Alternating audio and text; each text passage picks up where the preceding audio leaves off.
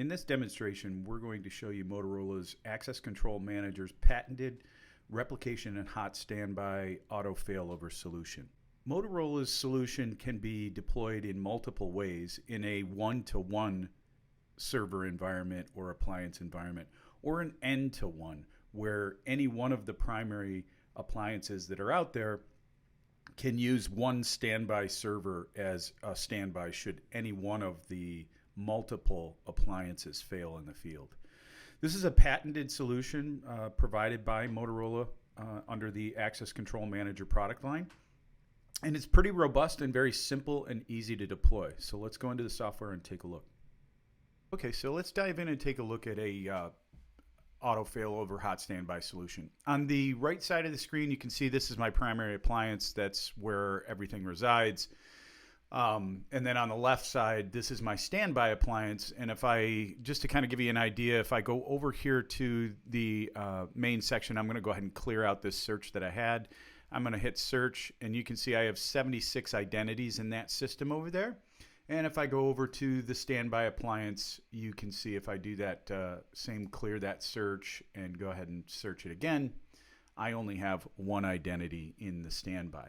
So what I'm going to do first is I'm going to go ahead and set up the replication subscription from the standby to the primary, which should synchronize all of our data over.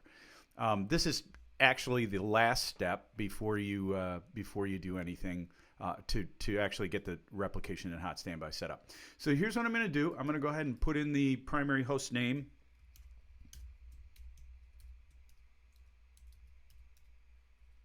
Its port number, its LDAP port, which I know is 6066, and the login information to make the connection. And I'm going to go ahead and save that. And that is going to kick us off to a screen which will go out and solidify the connection and the subscription of Appliance 2 with Appliance 1. Now that we see the continue button, I'm going to go ahead and click continue. And that brings us back to our standby appliance. Now, if we go in here to the replication tab, we can see that there is communication going back and forth between the primary and the standby. To ensure that we actually have replication working, I'm going to go up here to the identities section, and I'm going to clear this search out, and I'm going to search again. And now I have the same 76 identities in the standby that are also in the primary. But to just further test this out a little bit, what I'm going to do is I'm going to go into John Adams over here. And you're going to see that John has a department of sales engineer. So I'm going to take a look over here, pull him up. Yep, he has sales engineer. What I'm going to do is I'm going to go ahead and change this to product management and save it. And now if I refresh this page, we can see that it changed it on the standby as well. So that tells us we are doing replication. We are replicating information from point A to point B. Okay, now that we know we have replication running correctly in both directions, let's go ahead and set up the standby. So what I'm going to do here is I'm going to go over to the appliance section. We're going to go back into the standby appliance, which is the one this one is logged into. We're going to go to replication. And down here in the section where it says failover settings, we're going to need to go to the primary and set those settings. So I'm going to go over here to the primary appliance, go into the replication section, and I'm going to go ahead and say my standby appliance is the ACM standby. And I'm going to turn on the monitor and that port to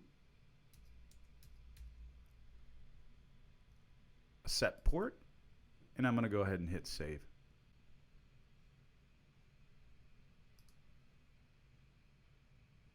Now, if we refresh the page on the standby appliance, you'll notice that it is not the primary, so it says no, I'm not actively the primary, but there's multiple ways in which you can configure the failover. It can be manual or it can be automatic.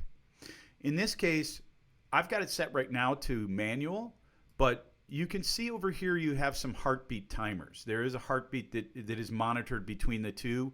And essentially I can say, set my heartbeat time to 5 seconds and the count to 3.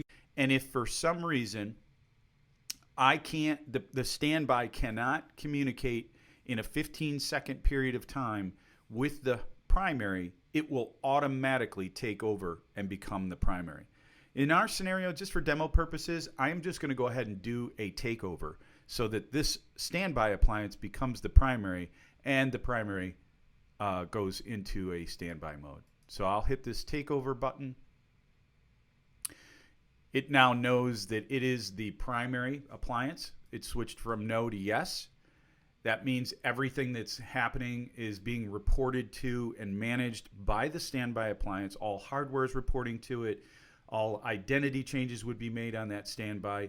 And once I've verified that my primary should be able to come back and take over as the primary, I can simply come in here and hit the fail back button, and that'll allow the appliance to fail back, and the primary now becomes the regular primary while the standby goes into monitor mode and being ready to become the primary. So it's a relatively simple software solution to set up. Can be deployed in an environment where you have a one-to-one, one appliance to a standby appliance, or I could have multiple appliances to one standby. Pretty easy solution and easy to deploy.